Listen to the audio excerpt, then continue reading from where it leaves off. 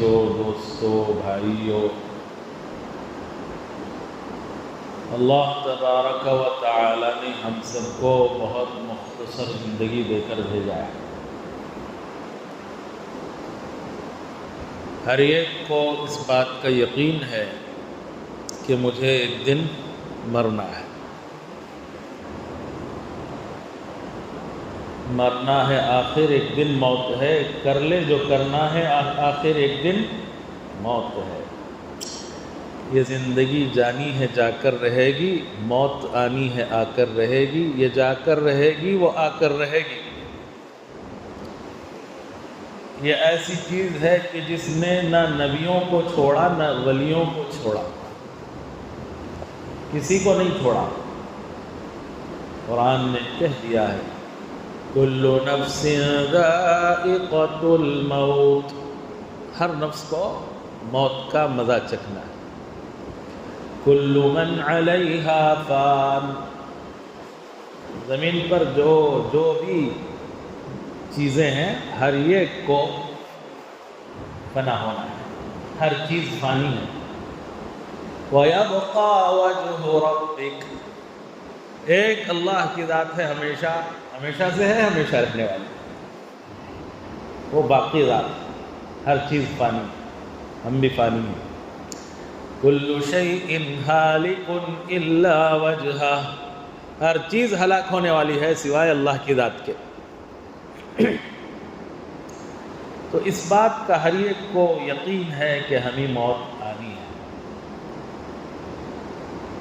اور یہ جو مختصر سی زندگی ہے اس کے بعد ایک لامحدود زندگی شروع ہونے والی، کبھی ختم نہیں ہونے والی زندگی، جس کو اللہ نے کہا ہے وَأَمَّا الَّذِينَ سُعِدُوا فَفِي الْجَنَّةِ خَالِدِينَ فِيهَا مَا دَامَتِ السَّمَاوَاتُ وَالْأَرْضُ إِلَّا مَا شَاءَ رَبُّكَ، وہ لوگ جو سعید نیک بخت ہیں وہ جنت میں ہوں گے، یعنی اچھی زندگی گزار کے جائیں گے، سعید و سعادت مند ہوں گے، تو ایسوں کے لیے جنت ہوگی، خالدین فیہا، جس میں ہمیشہ ہمیشہ رہیں گے، ما دامت السماوات والارض، جب تک آسمان و زمین ہے تب تک جنت میں رہیں گے۔ اب سوال یہ پیدا ہوتا ہے کہ آسمان تو پھٹنے والا ہے، اذا السماء انفطرت، زمین بھی تباہ ہونے والی ہے، وَإِذَا الْأَرْضُ مُدَّتْ، زمین کو لپیٹ دیا جائے گا۔ زمین آسمان تو فنا ہونے والے ہیں، یہ ختم ہونے والے ہیں، ہمیشہ رہنے والے نہیں ہیں، تو جنت میں جنتی کیسے ہمیشہ رہے گا جب تک آسمان و زمین ہے؟ کیا مطلب؟ سوال پیدا ہوتا ہی نہیں ہوتا؟ اس کا جواب یہ ہے، یہ دنیا کے آسمان و زمین مراد نہیں ہے، دنیا کے آسمان و زمین تو فنا ہونے والے ہیں، یہ آخرت کے آسمان و زمین مراد ہیں۔ آخرت کے آسمان و زمین، جیسے آخرت ہمیشہ ہے تو اس کے آسمان و زمین بھی ہمیشہ رہیں گے۔ تو جب وہاں کے آسمان و زمین ہمیشہ ہیں تو جب تک، یعنی وہ رہے گا کا مطلب ہمیشہ ہمیشہ جب رہے گا تو انسان بھی جو نیک بخت ہے وہ جنت میں ہمیشہ ہمیشہ رہے گا۔ پھر آگے کہا الا ما شاء ربک، مگر جب اللہ چاہے۔ کیا مطلب؟ یعنی جب اللہ چاہے تو نہیں رہے گا، یہ مطلب۔ پھر سوال پیدا ہوتا ہے کہ جب خالدین فیہا، ہمیشہ ہمیشہ جنت میں رہیں گے کہہ دیا، تو الا ما شاء ربک سے استثناء کیوں کر رہے ہیں؟ جیسے لا الہ، کوئی معبود نہیں، الا اللہ، سوائے اللہ کے، یعنی کوئی نہیں ہے خدا مگر ہے اللہ۔ اسی طرح ہمیشہ ہمیشہ رہیں گے الا ما شاء ربک، مگر جب اللہ چاہیں گے۔ کیا مطلب؟ ہمیشہ نہیں رہے گا کیا؟ سوال پیدا ہوتا ہے۔ اس کا جواب کیا ہے؟ یہ ذرا باریک مسئلہ، سمجھا سکوں یا نہ سکوں مجھے ڈر بھی لگ رہا ہے۔ آپ ذرا غور سے سمجھیں گے، عقل مند لوگ ہیں، انشاءاللہ سمجھ میں آ جائے گی بات۔ الا ما شاء ربک سے یہ کہنا چاہتے ہیں اللہ تعالی جنت میں تم جو ہمیشہ ہمیشہ رہو گے، ہم نے وعدہ کیا ہے، ہم پر لازمی نہیں ہے، ہم چاہیں، ہماری مشیت یہ ہم چاہیں تو نکال سکتے ہیں۔ یہ بات اور ہے کہ نہیں نکالیں گے، یہ بات اور ہے کہ ہم وعدہ خلافی نہیں کریں گے، لیکن چاہیں، تمہارا رب جو چاہے کر سکتا ہے نا، ہاں، اس لیے کہ اللہ کا عالم ہے، ساری ملکیت اللہ کی ہے، سارے انسان اللہ کی ملکیت ہے، اللہ نے ہم کو پیدا کیا، وہ ہمارا مالک اور خالق اور رب ہے، وہ جو چاہے کرے، جس کو چاہے دے، جسے چاہے نہ دے۔ تو وہ داتا ہے کہ دینے کے لیے در تیری رحمت کے ہر دم ہیں کھلے، تو وہ قادر ہے کہ جو چاہے کرے، جس کو چاہے دے، جسے چاہے نہ دے۔ اللہ کے لیے ہر چیز کا اختیار ہے۔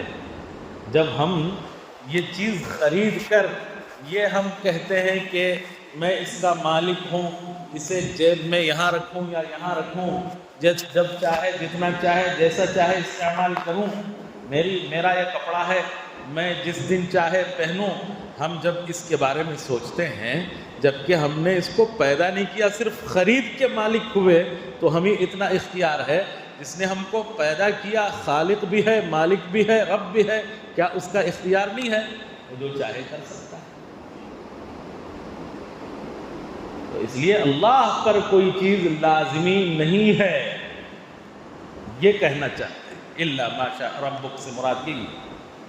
اللہ ہمیں سمجھنے کی توفیق عطا فرمائے۔ تو ہمیشہ ہمیشہ کی آخرت موت کے بعد شروع ہونے والی ہے۔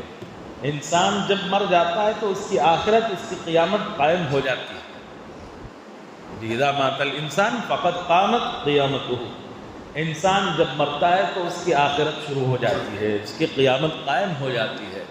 مرتے ہی قبر میں سوالات کہ تمہارا رب کون ہے، تمہارا دین کیا ہے، اور اس رجل یعنی نبی اکرم صلی اللہ علیہ وسلم کی صورت بتا کر یوں پوچھا جائے گا کہ آپ ان کے بارے میں کیا کہتے ہیں۔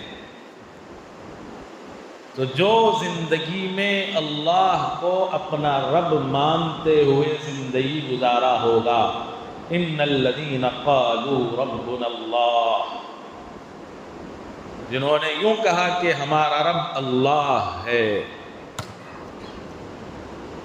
اس لیے کہ سب سے پہلے عالم ارواح میں کیا سبق دیا گیا تھا؟ الست بربکم، الست بخالقکم نہیں کہا، الست بربکم، کیا میں تمہارا رب نہیں، پالنہار نہیں؟ سب نے کیا کہا؟ بلا، ہاں آپ ہی تو ہمارے رب ہیں۔ جو سبق دیا گیا تھا اسی کا امتحان قبر میں ہونے والا ہے، اسی لیے دنیا میں اسی کا ریویژن بار بار کرایا جا رہا ہے۔ ہر نماز کی ہر رکعت میں یہی پڑھو، الحمدللہ رب العالمین، الحمدللہ خالق العالمین نہیں کہہ رہے، حالانکہ خالق بھی ہیں، پیدا کرنے والے، کریٹر، اور رب بھی ہیں۔ جب رب کہا تو خالق خود بخود آ گیا۔ خالق کیوں نہیں کہا؟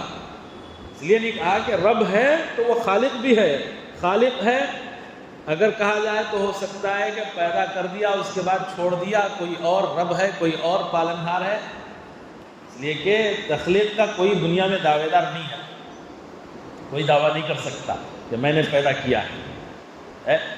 انسان کو کسی نے آج تک دعویٰ کیا کہ میں نے انسان کو پیدا کیا، تو تخلیق خالق کوئی اور ہے، اس کا شائبہ انسان کو کم ہوتا ہے۔ لیکن جب بچے دیکھتے ہیں ماں باپ ہم کو پال رہے ہیں، اور جب ہم خود کمانے لگے تو ہمیں گمان ہونے لگتا ہے کہ ہم کما رہے ہیں، ہم اپنے آپ کو پال رہے ہیں، اور جب اور بڑے ہو گئے، بوڑھے ہو گئے، تو بچے ہم کو پال رہے ہیں۔ کوئی لندن میں ہے، کوئی امریکہ میں، کوئی سعودیہ میں ہے، وہاں سے ہم کو پیسہ بھیج رہا ہے، ہم کو وہ پال رہا ہے۔ یہ گمان ہو سکتا ہے، کسی کی دکان، کمپنی، جاب بڑی ہے تو وہ گمان ہو سکتا ہے کہ یہ ہم کو پال رہے ہیں۔ جیسے ایک بزرگ نے ایک دیہاتی سے کہا کہ چلو بھئی دین سیکھنے کے لیے، اللہ کے راستے میں چلو. وہ کہنے لگا میرے بھینس کا کیا ہوگا, میرے بھینس کا کیا ہوگا. پھر پوچھا کہ بھینس پالتا یا اللہ پالتے ہیں؟ وہ کہنے لگا جی مجھے بھینس پالتی ہے. اچھا بھینس کو کون پالتا ہے؟ میں پالتا ہوں. یہ اس کا پالنہار, وہ اس کا پالنہار. یہ کیسے ہو سکتا ہے؟ یہ تو دور لازم آ جائے گا.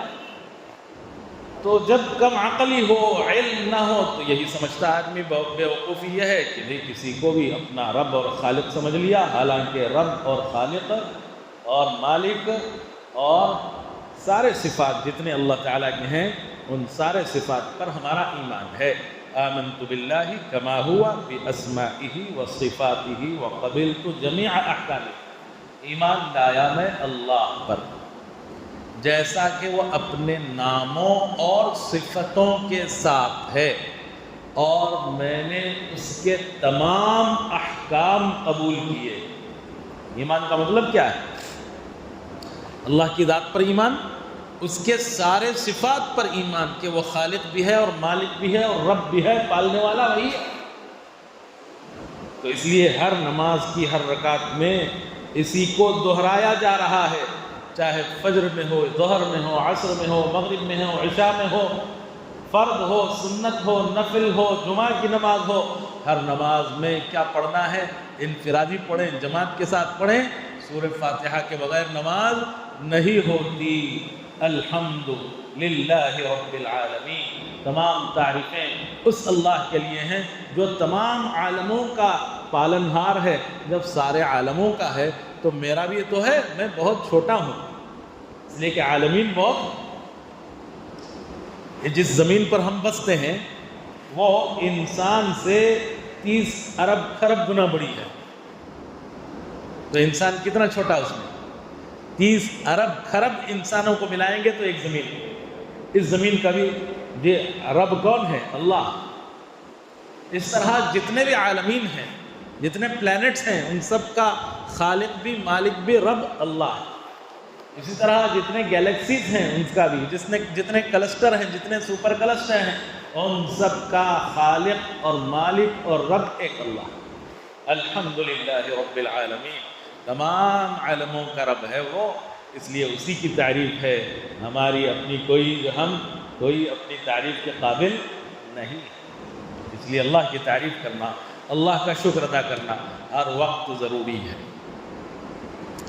ایک بزرگ سے کسی نے کہا کہ حضرت آپ دعا فرمائیے کہ میرے بہت سے کام اٹکے ہوئے ہیں, اللہ میرے کاموں کو پورا کر دے. حضرت نے یوں فرمایا کہ ایسے نہ کہو کہ میرے بہت سے کام اٹکے ہوئے ہیں, بلکہ یوں کہو کہ روزانہ اللہ تعالیٰ میرے ہزاروں کام پورے کر رہا ہے, 2-4 کام اٹکے ہوئے ہیں. اور پھر اللہ کا شکر ادا کرو کہ اللہ تو ہزاروں کام میرے پورے کر رہا ہے, 2-4 کام جو اٹکے ہوئے ہیں اسے بھی پورا کر دے. تیرا شکر ہے کہ تو ہزاروں کام روزانہ کر رہا ہے, 2-4 کام بھی پورا کر دے. لَإِن شَكَرْتُمْ لَأَزِيدَنَّكُمْ. اگر تم شکر ادا کرو گے, اللہ کی تعریف کرو گے, تو اللہ تعالیٰ کہہ رہے ہیں کہ ہم اپنی نعمتوں میں اضافہ فرمائیں گے. لَأَزِيدَنَّكُمْ, تم کو اور مزید نعمتیں دیں گے. تو ہو سکتا ہے اس کی برکت سے اور 2-4 کام جو اٹکے ہوئے وہ پورے ہو جائیں. ان صاحب نے کہا کہ حضرت وہ کیسے, یعنی ہزاروں کام پورے ہو رہے ہیں, وہ کیسے؟ حضرت نے کہا کہ تم روزانہ رات میں سوتے ہو؟ ہاں سوتے ہیں. نیند آ جاتی ہے؟ ہاں آ جاتی ہے. کتنے سال سے سو رہے ہیں؟ 40 سال سے سو رہے ہیں. ہر دن نیند آ جاتی ہے؟ ہاں ہر رات نیند آ جاتی ہے. اگر اللہ چاہتے تو نیند نہ دیتے, کیا کرتے؟ کتنے لوگ ایسے ہیں کہ وہ نیند کی گولیاں کھا کر کے بھی پریشان ہیں, نیند نہیں آ رہی. پھر تمہارا یہ کام پورا کر دیا. سونا چاہتے تھے, ایک کام چاہتے تھے, اللہ نے پورا کر دیا. پھر صبح اٹھنا چاہتے تھے, اللہ نے اٹھنے کی طاقت دی. چاہتے تو وہیں سلا دیتے, کیا کر لیتے.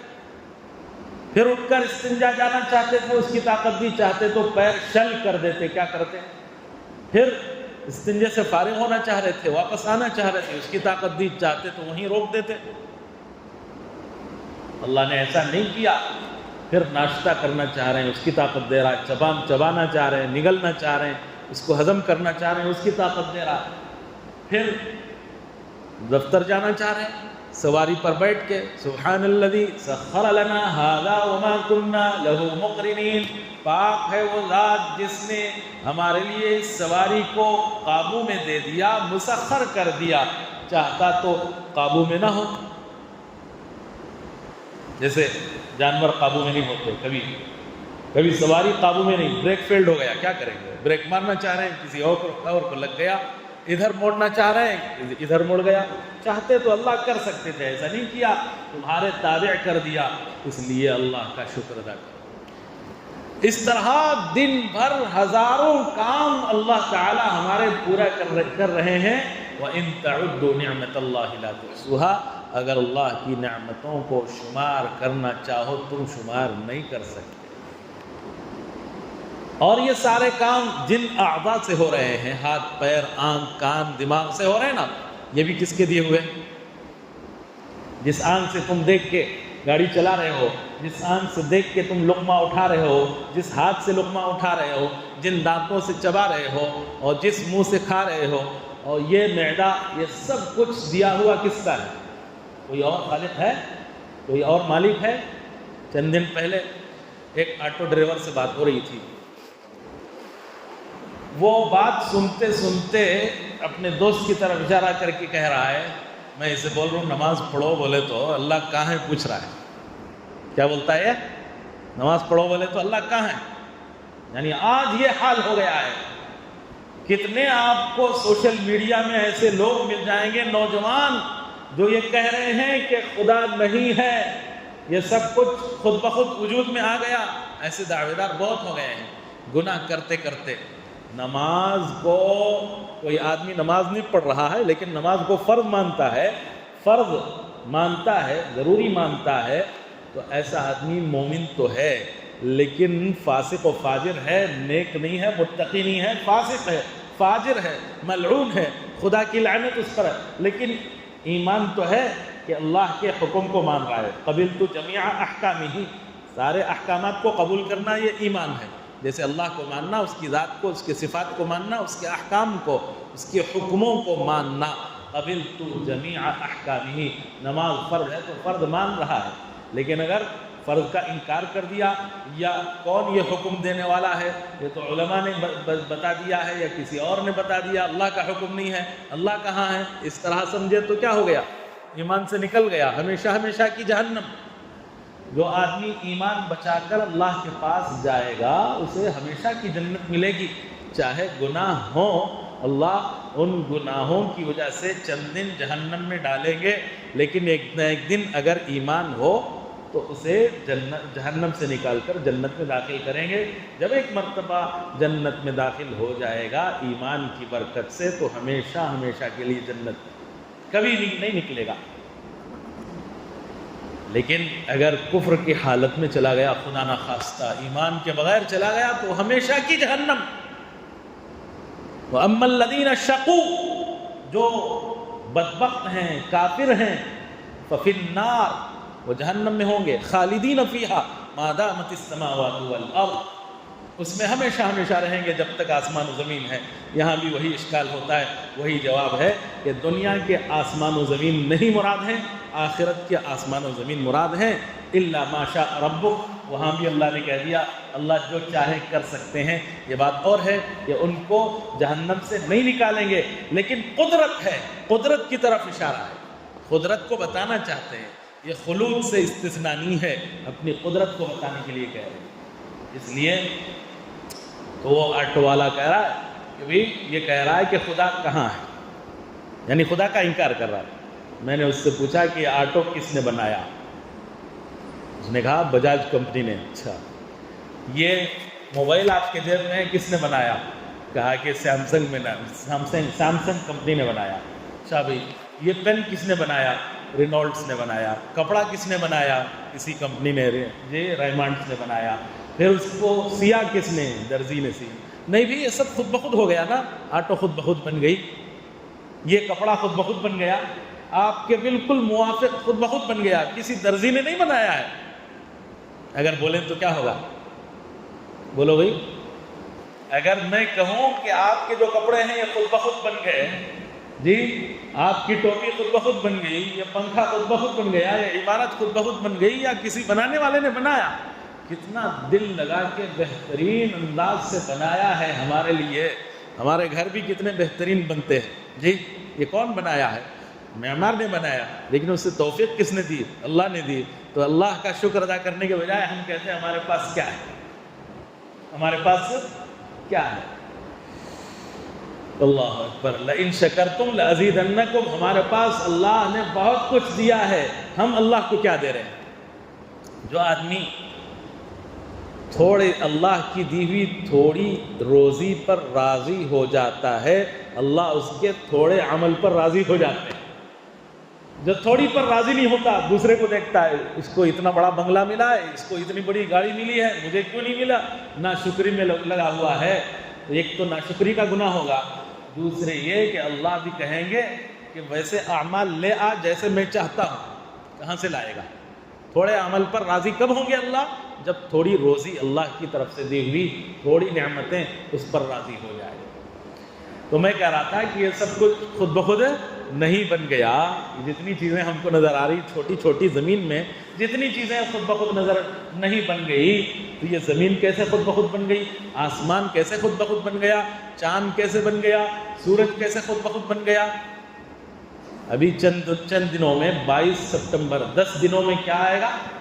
22 سپتمبر کو سورج بالکل ایکویٹر پر طلوع ہوتا ہے، اس کا نون بھی ایکویٹر پر ہوتا ہے، اس کا غروب بھی۔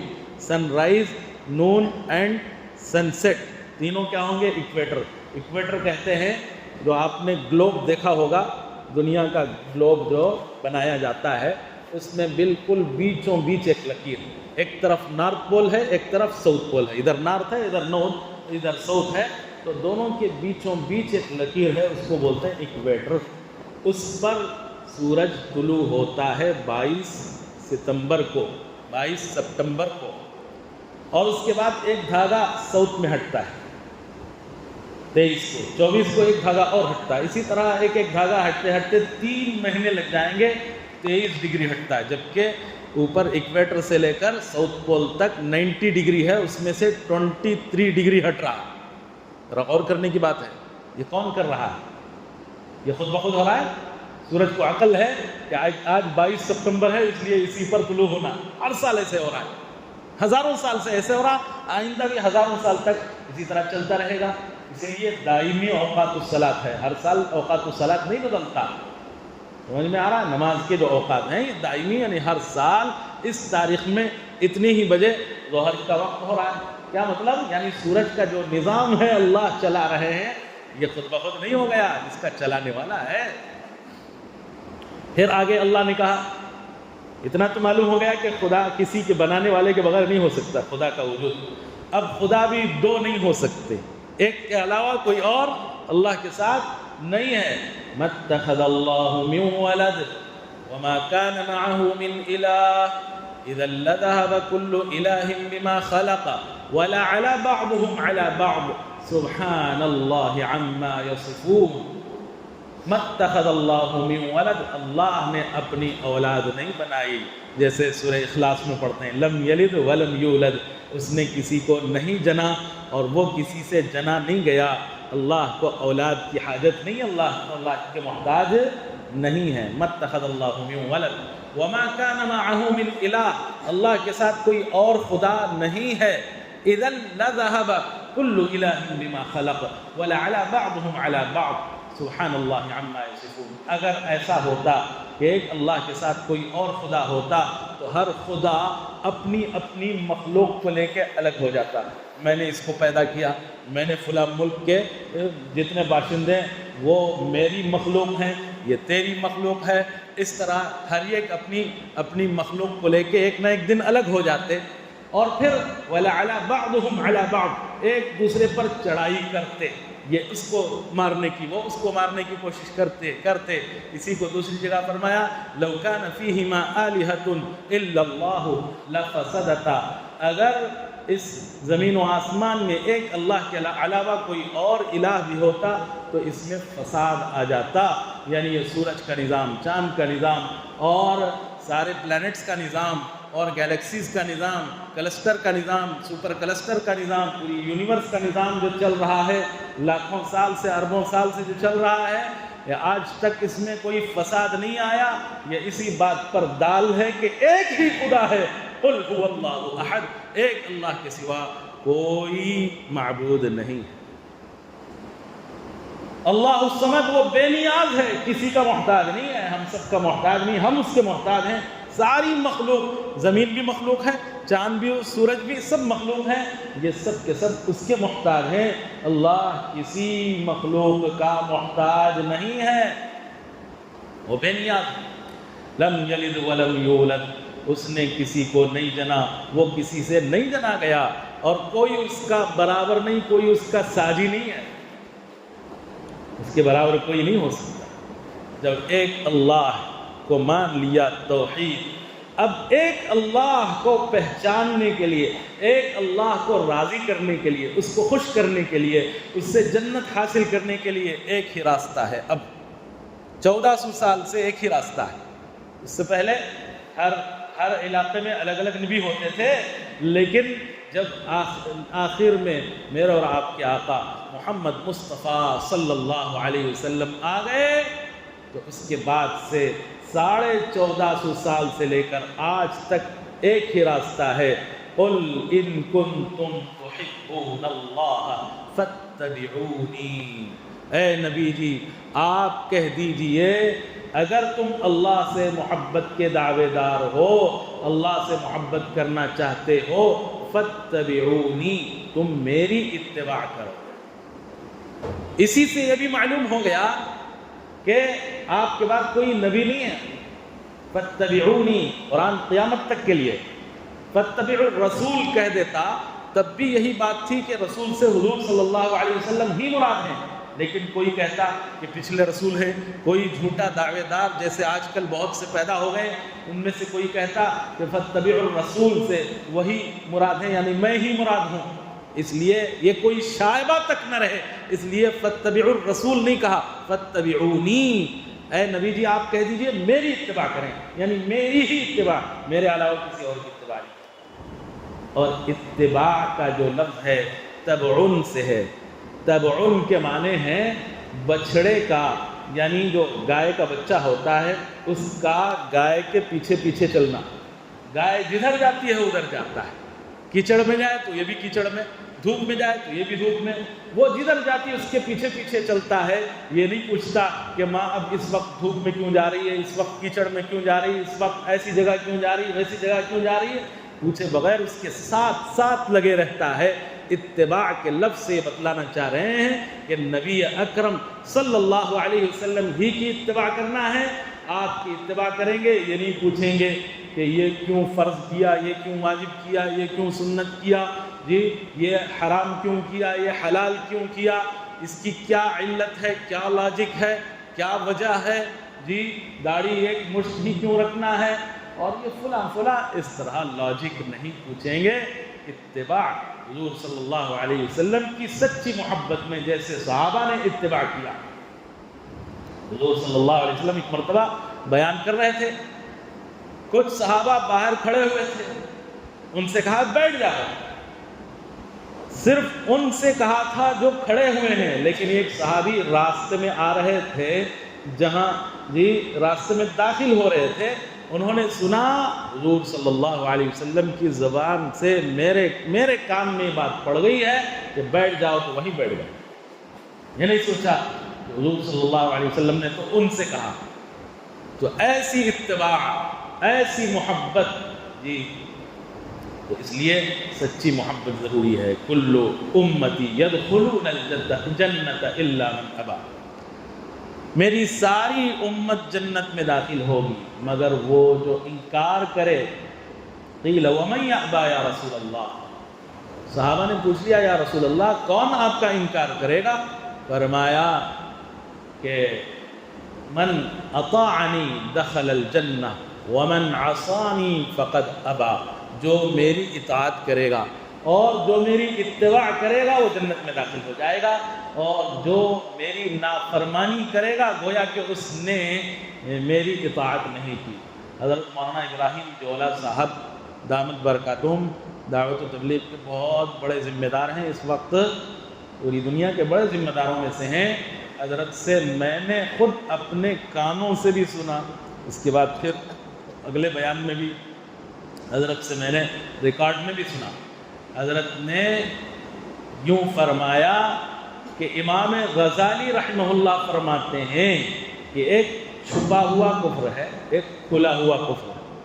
ایک کھلا کفر نبی صلی اللہ علیہ وسلم کا انکار کر دینا، یہ کھلا کفر ہے کہ میں آپ کو نبی نہیں مانتا، حضور صلی اللہ علیہ وسلم کا انکار کر دیا۔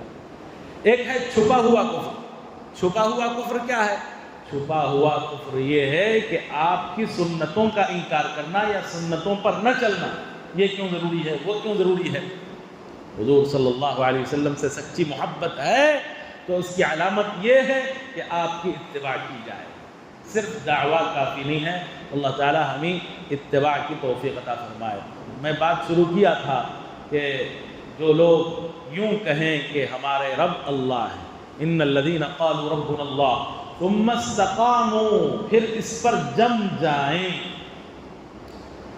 جم جانے کا مطلب کیا؟ استقامت کے ساتھ جم جانے کا مطلب یہ ہے کہ نماز میں بھی ہر رکعت میں یہی پڑھ رہے ہیں الحمدللہ رب العالمین، صرف یہ نہیں کہ اس کو سمجھے بغیر الفاظ دہرا رہے ہیں، اگرچہ اس سے نماز تو ہو جائے گی، لیکن جو نماز کی روح ہے، جو نماز سے مقصود ہے، اللہ سے تعلق پیدا ہو جائے، آخرت کا فکر پیدا ہو جائے، وہ چیز اس وقت حاصل ہوگی جب کم از کم ہم سورہ فاتحہ کا ترجمہ جانتے ہوں اور اس کو سوچ سوچ کر پڑھیں۔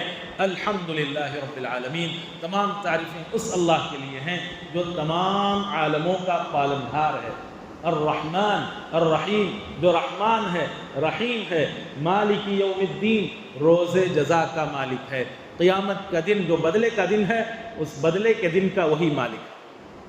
ایاک نعبد و ایاک نستعین، ہم تیری ہی عبادت کرتے ہیں اور تجھی سے مدد مانگتے ہیں۔ اہدنا الصراط المستقیم، ہمیں سیدھا راستہ دکھلا دے۔ ہم جو یہ وعدہ کر رہے ہیں کہ تیری ہی عبادت کریں گے، اس میں ہم تیری ہی ہدایت کے محتاج ہیں، اس لیے ہمیں ہدایت دے دے سیدھے راستے۔ صراط الذین انعمت علیہم، ان لوگوں کا راستہ چلا جن پر تو نے انعام کیا۔ وہ کون ہے؟ دوسری جگہ ارشاد ہے سورہ نساء کی آیت نمبر 69 میں کہ النبیین الصدیقین الشہداء الصالحین، الذین انعم اللہ علیہم، جن پر اللہ نے انعام کیا وہ من النبیین والصدیقین والشہداء والصالحین، نبیین ہیں، صدیقین ہیں، شہداء ہیں اور صالحین۔ اب یہاں اشکال ہوتا ہے، ابھی کہا کہ فاتبعونی، صرف میری اتباع کرو، اور یہاں کہہ رہے ہیں نبیین کی اتباع کرو۔ نبیین کے راستے پر چلنا بھی سیدھا راستہ ہے، تو تمام نبیوں کے راستے پر چلنے کی بات بھی ہو رہی ہے۔ فاتبعونی، صرف حضور صلی اللہ علیہ وسلم کی بھی اتباع کی بات ہو رہی ہے۔ اس کا جواب کیا؟ اس کا جواب حدیث ہی میں ملتا ہے۔ ایک حدیث میں حضور صلی اللہ علیہ وسلم نے فرمایا ہے کہ تمام انبیاء میرے علاتی بھائی ہیں۔ علاتی بھائی کس کو کہتے ہیں؟ علاتی بھائی اس کو کہتے ہیں کہ جس کا باپ ایک ہو، ماں الگ الگ ہو۔ ماں الگ الگ ہے، باپ ایک ہے، باپ شریک بھائی، اس کو علاتی بھائی کہتے ہیں۔ تو اب یہاں حضور صلی اللہ علیہ وسلم نے تمام نبیوں کے بارے میں فرمایا کہ تمام انبیاء میرے علاتی بھائی ہیں، یعنی مطلب یہ ہے کہ سب کی شریعتیں مختلف ہیں لیکن دین ایک ہے۔ شریعت مختلف ہے، اس لیے کسی اور کی شریعت پر نہیں چلیں گے۔ حضور صلی اللہ علیہ وسلم نے یہ بھی فرمایا لو کان موسیٰ حیا فما وسعہ الا اتباعی، لما وسعہ الا اتباعی، اگر موسیٰ علیہ السلام بھی زندہ ہوتے تو ان کے لیے بھی نجات کا راستہ اس کے سوا نہیں تھا کہ میری اتباع کریں۔ تو حضور صلی اللہ علیہ وسلم ہی کی اتباع شریعت میں، لیکن دین سب کا ایک ہے، یعنی سب نے ایک اللہ کی دعوت دی ہے، ایک اللہ کی عبادت کی ہے۔ توحید میں کوئی اختلاف نہیں، دین سب کا ایک ہے۔ اسی طرح آخرت کو سب ماننے والے، تقدیر کو سب ماننے والے، فرشتوں پر سب کا ایمان، کتابوں پر سب کا ایمان، تمام نبیوں پر سب کا ایمان۔ آمنت باللہ وملائکتہ وکتبہ ورسلہ والیوم الآخر والقدر خیرہ وشرہ من اللہ تعالی والبعث بعد الموت، موت کے بعد دوبارہ زندہ کیا جائے گا، جنت ہوگی، جہنم ہوگی، ان سب پر ایمان۔ یہ دین ہے، دین سب کا ایک ہے۔ جیسے اللہ کی بھائی میں باپ سب کا ایک ہوتا ہے، ماں الگ الگ ہوتی ہے، اس طرح دین سب کا ایک ہے، شریعتیں مختلف ہیں، ایک ہی شریعت نبی اکرم صلی اللہ علیہ وسلم کی شریعت پر اس وقت چلنا ہے۔ اس کے بعد کوئی اور نبی آج تک نہیں آیا، قیامت تک نہیں آ سکتا۔ اللہ تعالی ہمیں سمجھنے کی توفیق عطا فرمائے اور 100% دین پر نبی اکرم صلی اللہ علیہ وسلم کی شریعت کی اور آپ کی سنتوں کی اتباع کرتے ہوئے ہمیں چلنے کی توفیق عطا فرمائے۔ وآخر دعوانا ان الحمد للہ رب العالمین۔ آخر میں اعلان کے طور پر تھوڑی دیر آپ سے بات کرنا ہے، وہ یہ ہے کہ اس وقت پنجاب کے علاقے میں اور اطراف ہریانہ اور کشمیر وغیرہ ان تینوں علاقوں میں بہت بڑا سیلاب آیا ہوا۔ اس سیلاب کی زد میں کئی گاؤں آ گئے، کئی گاؤں کا نام و نشان نہیں، انسانوں کا تو بہت ہی آج تک شمار نہیں ہو سکا کہ کتنے انسان اس وقت جو ہے فنا ہوئے ہیں اور کتنے بے گھر ہوئے ہیں۔ بہت سے ہزاروں نہیں بلکہ لاکھوں انسان بے گھر ہو چکے ہیں۔ 1,500 گاؤں پنجاب کے اندر، 1,500 گاؤں جہاں سے سارے ملک کو غلہ پہنچتا تھا، وہ خود اب غلے کے لیے ترس رہے ہیں، کپڑوں کے لیے ترس رہے ہیں، بے گھر ہو گئے ہیں، چھت کے لیے ترس رہے ہیں۔ تو اس وقت جمعیت العلماء متحرک ہے اور بھی دوسرے وہاں کے لوکل جماعتیں بھی حرکت میں ہیں، وہ مدد کر رہے ہیں۔ آپ سے گزارش کی جاتی ہے کہ آپ ان کے لیے گھر کا یا کم از کم کپڑوں کا یا کھانے اور غلے کا انتظام ہو جائے۔ اس لیے ہر ایک اپنے بس میں جتنا ہو سکے جو کر سکتے کریں۔ ایک حدیث اس سلسلے میں آپ سے کہتا ہوں کہ حضرت عبداللہ ابن عباس رضی اللہ عنہ ایک مرتبہ مسجد نبوی صلی اللہ علیہ وسلم میں تشریف فرما تھے۔ ایک صاحب نے آ کر عرض کیا، حضرت میرا ایک کام ہے، فلاں کا حق میرے اوپر ہے، خدا کی قسم میں ادا نہیں کر سکتا، آپ چل کر تھوڑا سفارش کر دیجئے۔ حضرت اعتکاف میں تھے، یہ سنتے ہی چپل لے کر مسجد سے باہر آ گئے۔ انہوں نے کہا، حضرت آپ تو اعتکاف میں ہیں، اپنا اعتکاف بھول گئے۔ حضرت نے فرمایا، میں جانتا ہوں، مجھے اپنا اعتکاف یاد ہے، لیکن حضرت نبی اکرم صلی اللہ علیہ وسلم کی قبر اطہر کی طرف اشارہ کر کے فرمایا، ابھی چند سال پہلے صاحب قبر سے میں نے یہ بات سنی کہ جو کوئی مسلمان بھائی اپنے مسلمان بھائی کے لیے یا کسی بھی انسان کی مدد کے لیے چلتا پھرتا دوڑتا اور کوشش کرتا ہے تو اللہ تعالیٰ اسے 10 سال کے اعتکاف کا ثواب عطا فرماتے ہیں، اور ایک دن کے اعتکاف پر معتکف کے اور جہنم کے درمیان 3 خندقیں آڑ فرما دیتے ہیں، ہر خندق اتنی چوڑی جتنی زمین و آسمان کے درمیان کی چوڑائی۔ اتنا بڑا ثواب صرف ایک دن کے اعتکاف پر کہ جہنم سے اتنا اللہ دور کر دے رہے ہیں، تو 10 سال کے اعتکاف پر کیا کریں گے؟ اس لیے آج ہمیں موقع ملا ہے، آپ جو کچھ بھی مدد کریں گے، جتنا دے سکیں گے، آپ جو ہے وہ ضرور کوشش کریں، انشاءاللہ اس کا اجر و ثواب ملے گا۔ وآخر دعوانا ان الحمد للہ رب العالمین۔